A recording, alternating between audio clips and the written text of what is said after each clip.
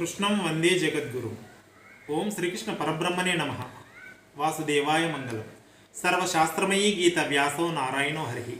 ఎత్ర యోగీశ్వరో కృష్ణో ఎత్ర పార్థో ధనుర్ధర తత్ర శ్రీ విజయోర్భూతి ధ్రువా నితిర్నిత్రి మమ. అన్యదా శరణం నాస్తి త్వమేవ శరణం మమ. తస్మాత్ కారుణ్యభావేన రక్ష రక్షో శ్రీ గోపాలకృష్ణ. ఓం గం గణాధిపతయే నమ. శ్రీమాత్రే నమ. ఓం నమ శివాయ. ఓం నమ శివాయ. జయ గురుదత్త. జయ గురుదత్త. ఈరోజు వ్యాస పౌర్ణిమ, అంటే దీన్నే గురు పౌర్ణిమ అని కూడా అంటాడు. ఈ సందర్భంగా అందరికీ వ్యాస పౌర్ణమి సందర్భంగా హృదయపూర్వక శుభాభినందనలు. వ్యాస భగవానుని గురువుగా మనం ఈరోజు పూజించుకోవడం ఒక పరంపర. సరే, అయితే వ్యాస భగవానుడు ఆ యొక్క వేదాన్ని 4 వేదాలుగా విభజించి అందించారు. అదేవిధంగా అష్టాదశ పురాణాలు రచించారు. అదేవిధంగా భాగవతము కూడా అందించినటువంటి మహానుభావుడు. అయితే వ్యాసుడు సాక్షాత్తు ఆ శ్రీమన్నారాయణుని యొక్క స్వరూపం. అందుకే వ్యాసో నారాయణో హరిహి అని అంటారు. అయితే వ్యాసుని యొక్క అసలు పేరు కృష్ణుడు. అయితే ఆయనను కృష్ణద్వైపాయనుడు అని కూడా అని అంటారు. మరి కృష్ణద్వైపాయనుడు అని అంటే ఆ యొక్క పరాశరుని ద్వారా, అతని యొక్క తపశ్శక్తి ద్వారా ఈ యొక్క మత్స్యగంధ యొక్క గర్భం నందు జన్మించినటువంటి మహానుభావుడు. అయితే ఆ ద్వీపములో జన్మించాడు కనుక ఆయనను ద్వైపాయనుడు అని అంటారు. కృష్ణుడు కనుక కృష్ణద్వైపాయనుడు అనేటువంటిది అతని యొక్క నామం. అదేవిధంగా ఈ వ్యాసుని బాదరాయణుడు అని కూడా అని అంటారు. ఎందుకంటే బదరిక వనం లోపట వ్యాసమౌని యొక్క ఆశ్రమం ఉన్నది కనుక అక్కడ ఆయన తపస్సు ఆచరించారు, అక్కడ ఆశ్రమంలో ఉన్నారు కనుక బాదరాయణుడు అని. అదేవిధంగా వ్యాసుడు అని అంటే ఈ యొక్క వేదాలను వ్యాసం చేశాడు కనుక వేదవ్యాసుడు అని సంబోధిస్తాం మనం. ఈ రకంగా వేదవ్యాసుని యొక్క మనము వివరణ తెలుసుకోవచ్చు. ఇక గురువులను పూజించాలనేటువంటి పరంపర ఈరోజు కనుక మరి గురువులకు గురువు ఆ యొక్క యోగీశ్వరుడైనటువంటి శ్రీకృష్ణ పరంధాముడు. అందుకే కృష్ణం వందే జగద్గురుం అని అంటారు. ఎందుకంటే 4 వేదాల యొక్క సారాంశాన్ని అద్వైత సారాంశంగా భగవద్గీత రూపంలో బోధించినటువంటి మహానుభావుడు ఆ యొక్క శ్రీకృష్ణ పరంధాముడు కనుక కృష్ణం వందే జగద్గురు. జై గురుదత్త. ఆ దత్తాత్రేయుడు త్రిమూర్తి స్వరూపమైనటువంటి దత్తాత్రేయుడు గురు పరంపరలో మరి ఆయన అగ్రగణ్యుడు.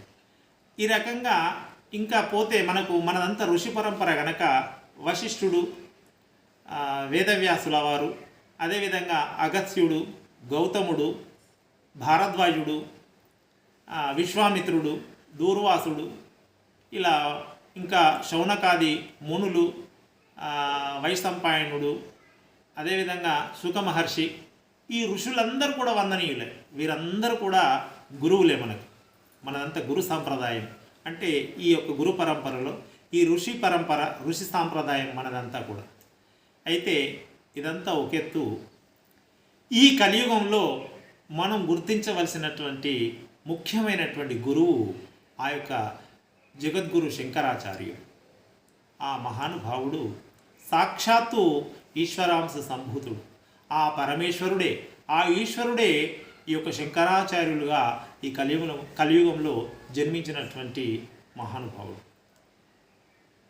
ఎందుకంటే అది ఎంత అనితర సాధ్యమైనటువంటి విషయం అంటే 12 సంవత్సరాలకే సన్యాస ధర్మాన్ని స్వీకరించి 4 వేదాలను అవపోసన బట్టి 18 పురాణాలు, అదేవిధంగా 108 ఉపనిషత్తులను పుక్కిటబట్టినటువంటి మహానుభావుడు. అది సామాన్యులకు సాధ్యమయ్యేటువంటి విషయం కాదు. ముఖ్యంగా జగద్గురు శంకరాచార్యులను మనము ఈరోజు గుర్తు చేసుకొని అతన్ని స్మరించవలసినటువంటి అవసరం ఏమిటి అని అంటే, ఒకవేళ జగద్గురు శంకరాచార్యుల యొక్క జననమే ఈ కలియుగంలో జరిగి ఉండకపోతే మన హైందవ సనాతన ధర్మం అనేటువంటిది దాని యొక్క స్వరూపాన్ని కోల్పోయేది.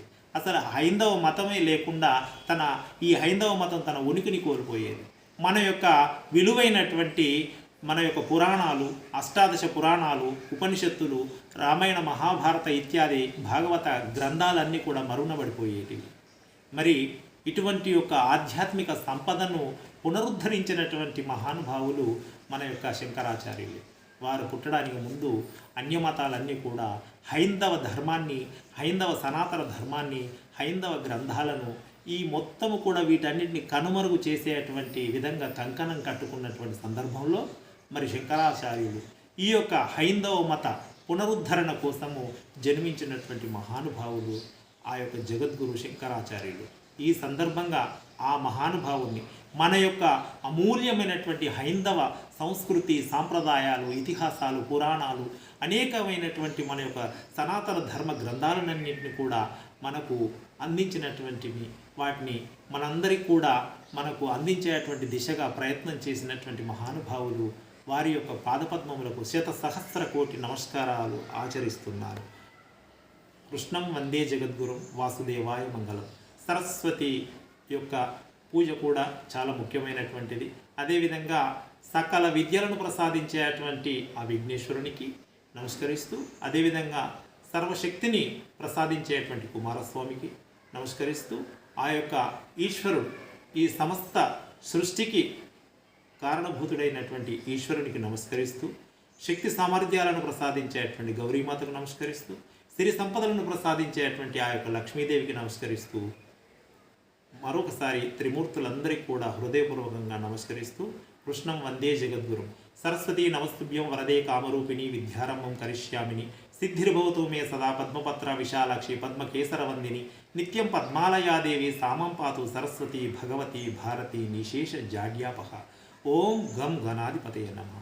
శ్రీమాత్రే నమః. ఓం నమః శివాయ. ఓం నమః శివాయ. కృష్ణం వందే జగద్గురు.